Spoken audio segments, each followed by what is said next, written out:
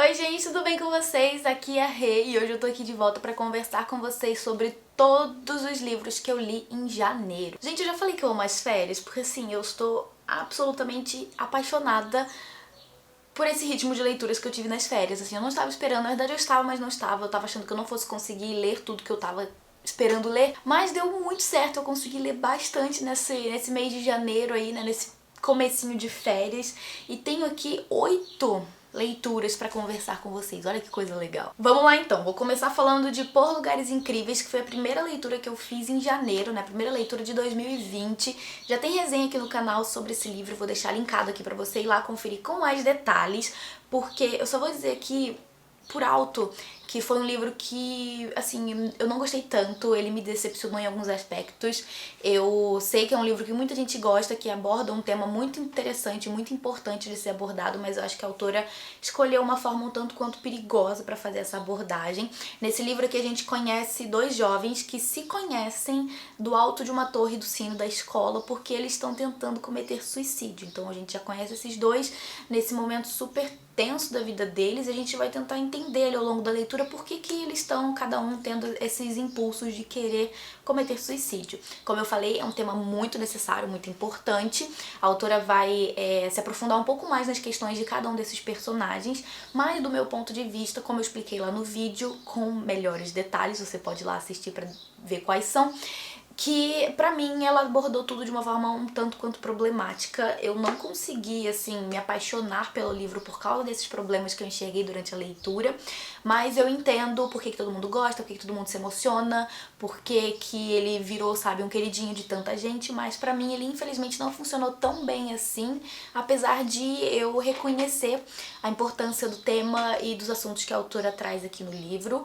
Mas enfim, se você quiser saber melhor, né, por que eu não gostei, confere lá o vídeo que tá bem completinho. Da minha querida Karina Ricci, eu li Amor Sob Encomenda, que foi um livro mais recentemente publicado dela, se eu não tô enganada, e também já tem vídeo aqui no canal sobre esse livro, eu vou deixar linkado aqui no card. Esse mês no canal teve uma semana de resenhas todos os dias, então saíram resenhas de vários livros, entre eles o Amor Sob Encomenda. Enfim, eu comentei melhor também com vocês sobre essa experiência de leitura, mas é Karina Ricci, gente. Eu sempre me apaixono pelos livros dela. Até hoje eu não li nenhum que eu não tenha gostado, e eu já li alguns, né, posso dizer isso com certa propriedade, mas ela escreve romances muito envolventes, atuais, com assuntos muito da nossa atualidade também, que faz a gente refletir um pouco, né, sobre a forma como a gente vive em sociedade. E aqui nesse livro a gente conhece a Melissa Gouveia, que é uma jovem que trabalha em uma agência de eventos. Ela tem muita responsabilidade porque ela é a única provedora do lar dela, né? Ela é a única pessoa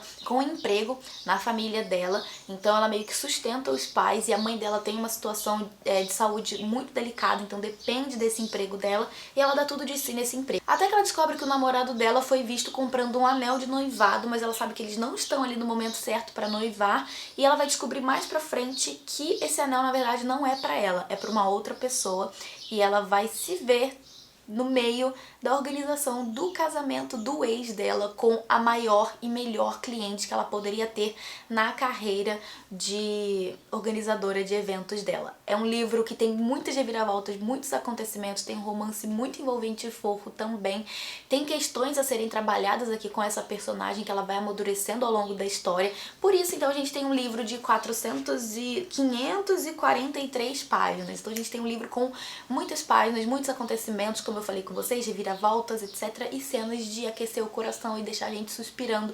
Então, pra quem gosta de romance, pra quem gosta da escrita da Karina, quem tá procurando uma leitura leve, eu super indico Amor Sob Encomenda, porque apesar de ele ter mais de 500 páginas, não se deixem enganar pelo volume, porque você vai ler isso aqui super rápido, gente. Aconteceu comigo, vai acontecer com você também. Nossa primeira leitura conjunta do projeto Radioativos, que se você não conhece o projeto, vou deixar linkado aqui no card pra você ir lá saber melhor como funciona, foi o Conto da Aya, da Margaret Atwood. Finalmente eu li o Conto da Aya.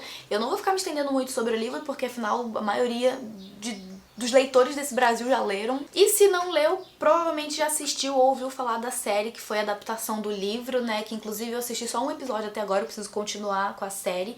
É uma distopia voltada para o feminino, de certa forma. Aqui nesse livro, os Estados Unidos sofreram um golpe, né? Fecharam o Congresso, enfim, instaurou-se uma ditadura em que agora as pessoas vivem à base da teocracia. Então, é um grupo super religioso que toma o poder e que instaura essa nova sociedade nos Estados Unidos, em que as mulheres férteis, né? Já que nessa distopia muitas mulheres estão inférteis, então as poucas mulheres férteis vão servir de reprodutoras dos filhos dos homens de alto escalão, né? Dos comandantes, que têm as suas esposas que não podem ter filhos, então cada comandante vai ter a sua aia, que vai ali gerar o seu filho. E é isso. As mulheres férteis viraram receptáculos e, assim, é uma situação de puro horror, puro terror, essa situação que a autora traz aqui no livro. Eu fiz várias marcações ao longo da leitura porque foi um livro que mexeu muito comigo, e a série, pelo que eu pude perceber do primeiro episódio, tá bastante fiel ao livro também, o que me deixou bem feliz. Mas enfim, fica aqui, gente, minha sugestão de Margaret Atwood. Vocês lembram que eu postei aqui no canal um vídeo com a meta dos 8 livros pra 2020 e também um vídeo com os livros que eu queria ler nas férias? Então, esse vídeo das férias meio que tá dando certo, porque eu li alguns livros daquela lista já aqui que eu comentei com vocês, e também li um dos que eu tava mais ansiosa, que é o Corte de Asas e Ruínas, o volume 3, e final, né, da série das cortes. Tem um spin-off que chama Corte de Gelo e Estrelas, se eu não me engano é esse o título, eu vou deixar a capa em algum lugar aqui na tela. E eu finalizei a trilogia, gente, com esse livro calhamaço, que tem 682 páginas, tudo bom? E Sarah J Maas ganhou meu coração com essa série, gente. E antes que me perguntem, porque muita gente me pergunta, eu não sei ainda se eu vou ler Trono de Vidro, mas a série das cortes eu vou indicar pra todo mundo sempre. Inclusive quero fazer um vídeo com um apanhadão aqui da série pra vocês, pra, enfim, né, exaltar essa maravilha. E, enfim, gente, pra quem lê a série, aqui a gente tem desfecho, tem muitas reviravoltas, muitos acontecimentos, muitas surpresas, porque Sarah J Maas sabe muito surpreender a gente. Temos novas descobertas, temos bastante desse romance que a gente é apaixonada. A gente tem umas cenas ali que a gente fica muito tenso, muito nervoso, esperando o que vai acontecer, mas eu não posso falar muito mais do que isso, porque senão eu acabo dando spoiler. Então, pra quem tá aí lendo a série, gente, cai dentro, porque a coisa só melhora, sabe? Apesar de que eu ainda tenho o segundo livro como meu favorito. Eu acho que aquele livro foi, dos três, o que mais me fez ficar, tipo, fissurada na série. Mas, como eu falei, Sarah J Maas não decepciona, não desaponta, e ela deu um final pra essa série digno de toda a série. E, queria mais desse universo, por isso sim, lerei o spin-off, porque eu gosto muito desses personagens, eu gosto muito do universo que a autora traz aqui pra gente. E vocês precisam ler. Quem não leu ainda essa série, precisa começar a ler, gente. Eu vou deixar linkado aqui embaixo todos os livros, sabe? A compra pra todos os livros, pra você dar uma chance pra esses livros. Inclusive tem pro Kindle, então assim, olha, aproveita, gente. Maravilhoso. Por fim, terminei janeiro lendo 3 HQs, gente. Eu quase não leio HQ, porque eu percebi que é porque eu não tinha, assim, muito contato com esse tipo de livro. Mas como chegou aqui em casa, como eu recebi, eu li e eu amei. Eu, inclusive, gravei um IGTV lá pro perfil do Instagram, vou deixar linkado aqui embaixo pra você saber melhor sobre essas experiências de leitura, porque eu fiz um IGTV falando sobre as 3 HQs que eu li em janeiro. Então, se você ficar curioso pra saber com mais detalhes, vai lá, assiste no IGTV, aproveita e já segue o canal no Instagram pra gente ficar sempre mais perto e vocês receberem outros conteúdos. E as HQs que eu li foram Love Kills, do Danilo Beirute, que é o mesmo autor de Samurai Shiro. Esse quadrinista é muito renomado, premiado, ele já trabalhou inclusive pra Marvel, tudo bom? Ele trabalhou em alguns quadrinhos da Marvel como Guardiões da Galáxia, então assim, o cara sabe do que ele tá falando. E aqui nesse livro Love Kills ele vai trazer uma história baseada nas histórias de vampiro, só que numa pegada meio moderninha, assim. A história vai se passar numa grande cidade, sabe, com muitos prédios, muitos carros, trânsito, etc. E a gente conhece a Helena, que é uma vampira que vai se deparar ali em uma situação em que ela tem duas tensões na vida dela. A primeira é um grupo de vampiros que tá caçando na região dela, na área em que ela foi designada pra caçar, E a outra tensão na vida dela é o Marcos, que é um jovem que trabalha num dos bares em que ela foi lá pra caçar a sua próxima vítima, e eles acabam se esbarrando em determinado momento, e o Marcos meio que tenta ajudar ela, né, querer defender ela desse grupo de pessoas estranhas que tá ali ameaçando ela, que são, no caso, os vampiros. Então ela vai ter essa tensão entre vampiros e humano, e vai acontecer muita coisa, mas pra frente a gente descobre que esses vampiros estão relacionados a um outro personagem ali, junto com a Helena. Foi uma leitura muito legal, gente. Love Kills tá super aprovado. Vamos lá conferir o IGTV pra saber melhor o que eu achei. Daí li também The Dark Man, do Stephen King, ou O Homem de Preto. Esse livro aqui já é na horizontal, então a gente lê ele mais deitadinho, e tem umas ilustrações, gente, muito macabras. Porque o que é o Homem de Preto, né? O Homem de Preto é um cara de preto que vaga aí pelo mundo, pelos trilhos de trem, pedindo carona, enxergando, vendo coisas, situações do cotidiano humano que são, assim, bem solitários, deprimentes, tristes. Então, ao longo da sua trajetória, a gente vai acompanhando, né, tudo que ele tá vendo e o que ele tá fazendo ao longo das andanças dele por aí. The Dark Man é um poema do Stephen King que ele escreveu quando ele estava na faculdade.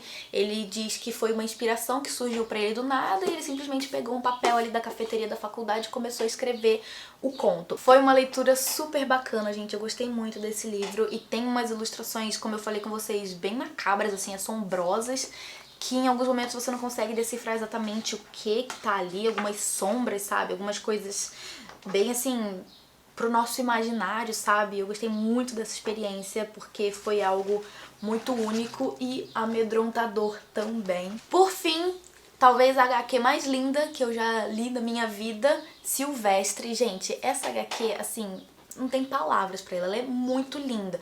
Todas elas são incríveis, são verdadeiras obras de arte, mas essa aqui, cara, sei lá, eu fiquei tão impressionada com as ilustrações. E a história, gente, é assim, traz uma mensagem muito rica.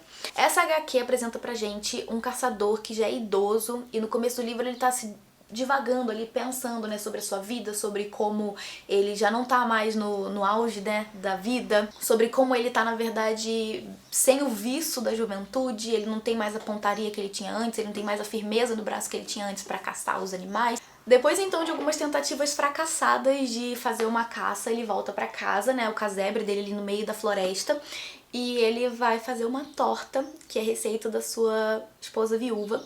E o aroma dessa torta, o cheiro da torta, vai pra muito longe e vai alcançar seres tanto reais quanto místicos da floresta pra casa dele, né? Vai atrair esse povo pra casa dele. E uma das partes que mais me chamou a atenção na leitura foi um diálogo, inclusive, né, um questionamento que o Curupira, que aqui é um menininho, né, bem novinho, assim, com os pés pra trás, enfim, o Curupira vai indagar esse senhor sobre a relação do homem com a natureza, sobre como os homens, tipo, extraem da natureza, tiram coisas da natureza sem nunca se preocupar em repor essa relação do homem que não é de igual para igual com a natureza, como se a gente não fizesse parte da natureza, né? Como se a natureza fosse algo distante da gente, sem a gente ter essa noção de importância e de que pensar que a gente é a natureza, sabe? Sem a natureza é uma relação de mão dupla, sabe? Mútua. E eu arriscaria dizer que a natureza consegue muito bem seguir em frente sem a gente, mas a gente sem a natureza não vai a lugar nenhum, enfim.